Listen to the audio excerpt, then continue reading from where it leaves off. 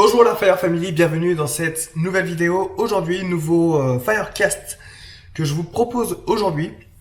Voilà, vous avez été nombreux à réagir sur le format les pires interventions de mes abonnés. J'ai reçu pas mal de commentaires sous cette vidéo. Vous avez été vraiment nombreux à m'écrire, déjà nombreux à me dire que ce format était bien parce que ça permet aux sapeurs-pompiers que vous êtes, certains d'entre vous, de pouvoir témoigner, ça fait du bien d'en parler, etc., etc. On m'a aussi parlé de post-traumatique, stress post-traumatique. C'est vrai que les pires interventions, souvent, c'est les interventions qui nous marquent le plus et ça peut traumatiser certains durant votre carrière. Et c'est vrai que ça peut vous aider, donc c'est votre espace. Avant de commencer, n'oubliez pas que je mets le mail sous cette vidéo. Si vous voulez témoigner, n'hésitez surtout pas. Je sais qu'il y a le droit de réserve et tout ça, qu'on peut pas tout dire, mais voilà, ça peut faire du bien, donc n'hésitez surtout pas. J'ai reçu des messages aussi de personnel qui étaient sur la catastrophe de Lubrizol à Rouen. Je sais très bien que ces personnes-là peuvent pas témoigner, je comprends très bien, mais pour certains d'entre vous, ça a été la pire intervention en termes de gros moyens et de fumée, de toxicité, de tout ce que vous voulez, je peux comprendre.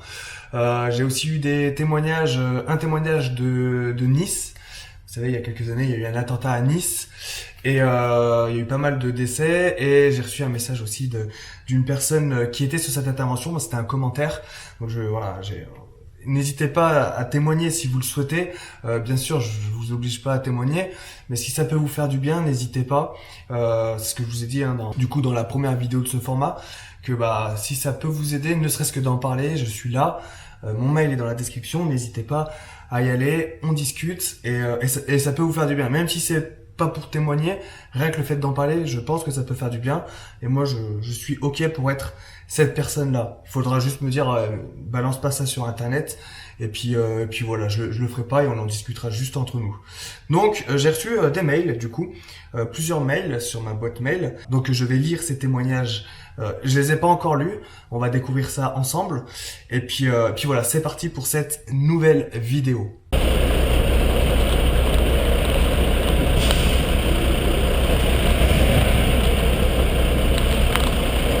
T'en fous quoi, Antoine? T'en fous quoi? Ah, je pars pour feu, qu'est-ce que tu veux, hein, c'est ça le truc de pomplard. Mais feu de quoi? Feu de quoi? Feu d'appart au deuxième étage, moi. T'en as rien à foutre de quoi tu parles en fait.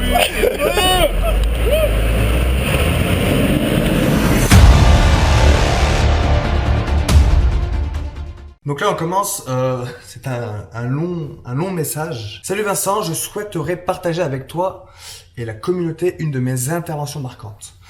J'ai fait des gens percutés par des trains, des suicides plus ou moins propres, ou encore même des interventions suite à des homicides, comme beaucoup d'entre nous, malheureusement. Et ça fait partie du métier. Oui, ça fait partie du métier.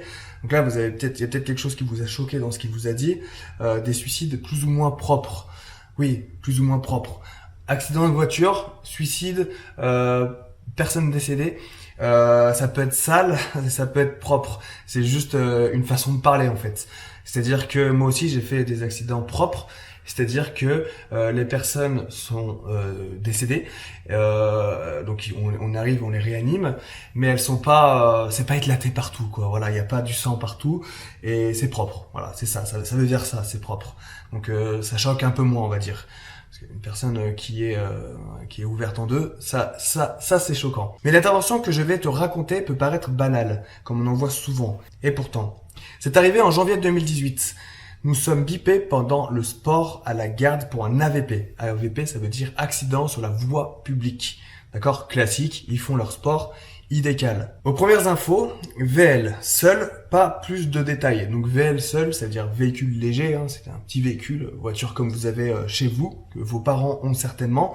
Petite voiture, une voiture normale. Donc il n'a pas plus de détails.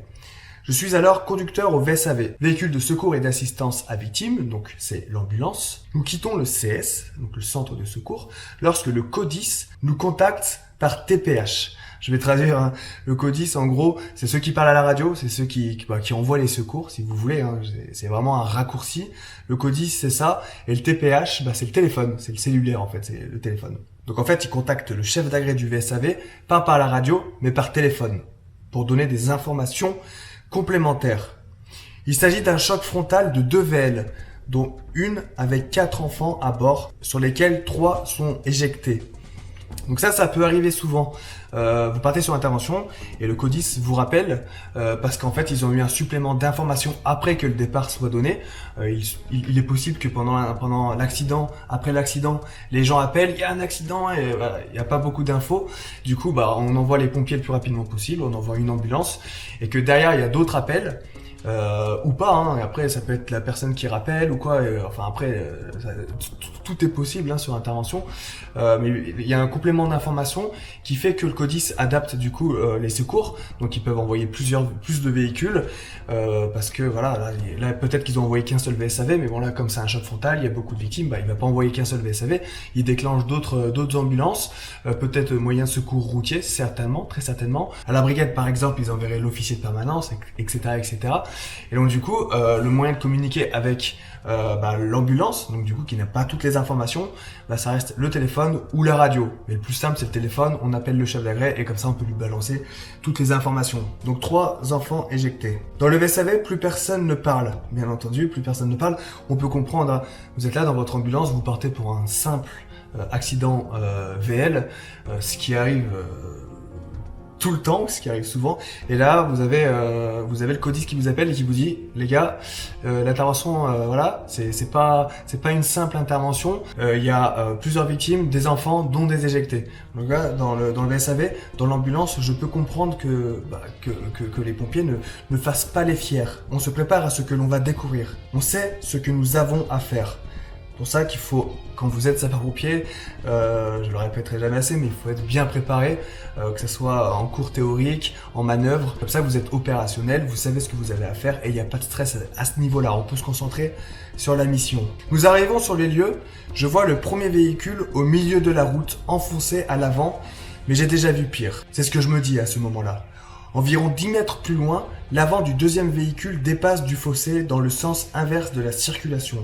Je me garde donc à proximité, en tampon, pour sécuriser l'intervention. Quand vous partez pour un accident de circulation, il faut faire très attention au suraccident. Il ne faut pas qu'il y ait un deuxième accident. Et du coup, l'ambulance peut servir dans un premier temps véhicule tampon pour protéger l'intervention. Après, bien entendu, il y a d'autres véhicules qui vont arriver pour protéger l'intervention. Mais si vous êtes les premiers sur les lieux, il faut protéger l'intervention. J'ai même pas le temps de mettre les warnings que mon équipier et le chef d'agrès sont déjà descendus pleine vitesse. Ils sont descendus très rapidement. Je comprendrai ensuite pourquoi. Sur le moment, j'étais tellement concentré sur mon positionnement que je n'ai pas vu toute la scène. Je sors à mon tour pour caler le VSAV et prendre l'aspirateur à mucosité dans la cellule quand je m'aperçois en me retournant qu'en fait, il n'y a que la partie avant de la voiture dans le fossé. Je cherche du regard mon équipage VSAV quand dans un champ de l'autre côté de la route, je vois une personne, le père, faire les 100 pas à côté du reste de l'épave. Imaginez un peu la situation. La voiture est coupée en deux, l'arrière se retrouvant 15 mètres plus loin, avec les 3 enfants allongés au sol, au pied de ce qu'il reste de la banquette arrière, posée là, proprement au sol, par leur père qui se trouve à ce moment dans un état second, perdu. Je cours rejoindre mon équipier qui commence à masser le plus grand des enfants. De chaque côté de moi se trouvent les 2 petits corps inertes d'une petite de 4 ans et de son frère de 6 ans. Je ne réfléchis même pas à ce moment, je masse les 2 petits bouts en même temps. D'ailleurs, le temps m'a paru passer lentement et pourtant l'équipe du FPT-SR est arrivée vite pour nous prêter main forte. Là, vous imaginez la situation, VSAV seul, donc l'ambulance seule, uniquement 3 personnels. Ouais, vous avez vu la scène, voiture coupée en 2 et les corps des petits inanimés, donc inconscients et en arrêt ventilatoire, cardio-ventilatoire sur le sol. Il faut masser, on n'est pas assez pour masser tout le monde. Donc là, pas d'autre choix que de masser 2 personnes en même temps. Et donc le FPT-SR, donc le fourgon pompe-tonne secours routier qui arrive plus tard, qui a été certainement déclenché un tout petit peu plus tard, là le temps paraît beaucoup plus long. On attend nos collègues, donc pendant l'attente on fait les gestes de secours, mais l'attente paraît très longue. Et c'est le cas aussi pour les victimes. Quand les victimes appellent les pompiers, souvent les pompiers sont là rapidement, peut-être 10 minutes, 15 minutes, mais ça paraît très long. Ces longues minutes pour moi m'ont laissé à jamais graver dans l'esprit le visage de ces enfants, le regard vide, fauché dans la jeunesse, fauché dans la vie.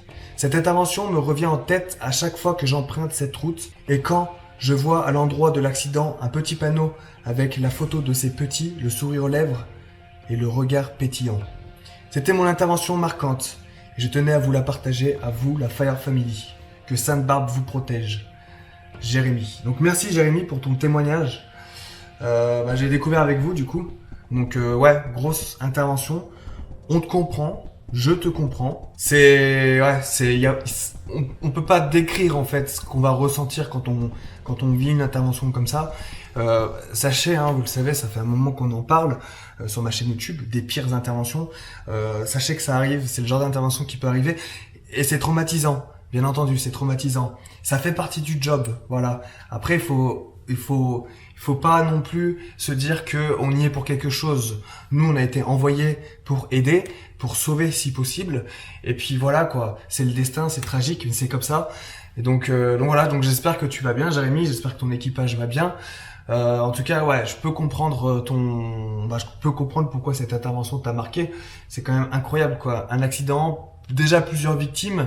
Ça arrive, mais ça arrive quand même, voilà, ça arrive de temps en temps, mais c'est quand même assez rare. Mais là, en plus des enfants, voir le père aussi, le père qui est hagard, tout ça, c'est toutes des choses qui font qu'après l'intervention, on cogite, l'intervention reste gravée en fait. Et il faut en parler. Donc, je sais pas ce que t'as fait, Jérémy, après cette intervention, mais voilà, il faut en parler.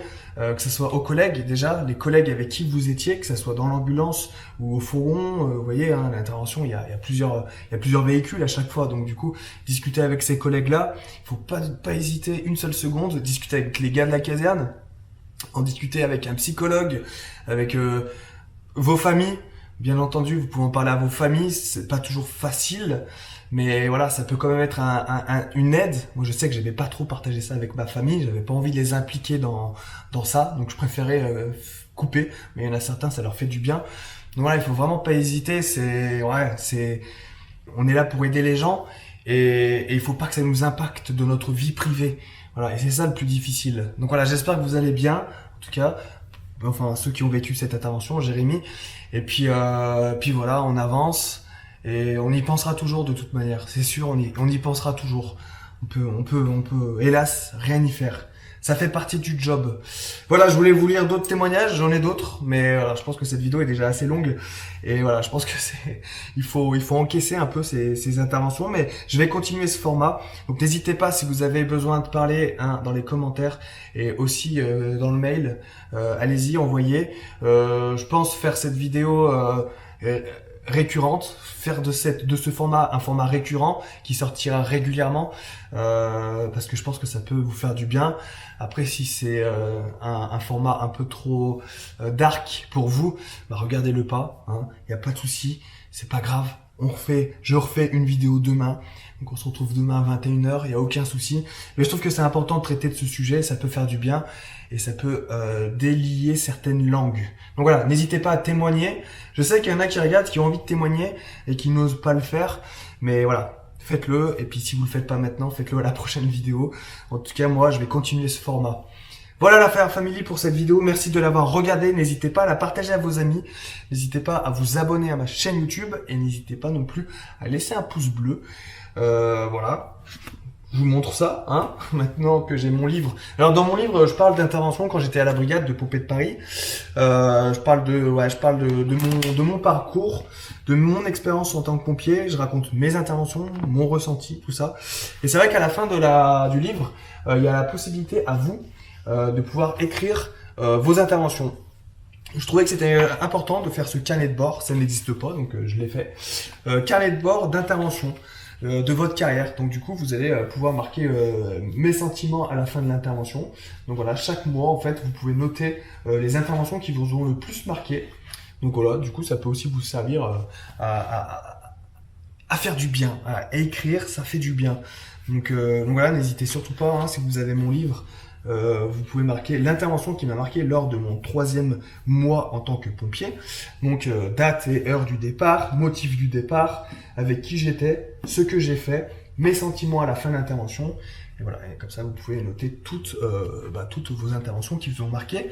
C'est important parce que ça peut faire du bien d'en parler, d'écrire, ça peut faire du bien. Et ça peut également être un souvenir. C'est-à-dire que dans quelques années, quand vous lirez ça, vous vous rappellerez de certaines interventions. Et ça peut faire du bien, voilà. Et au début de cette partie, voilà, du carnet de bord de ma carrière, vous avez également votre date d'incorporation, votre classement, votre meilleur souvenir durant l'instruction.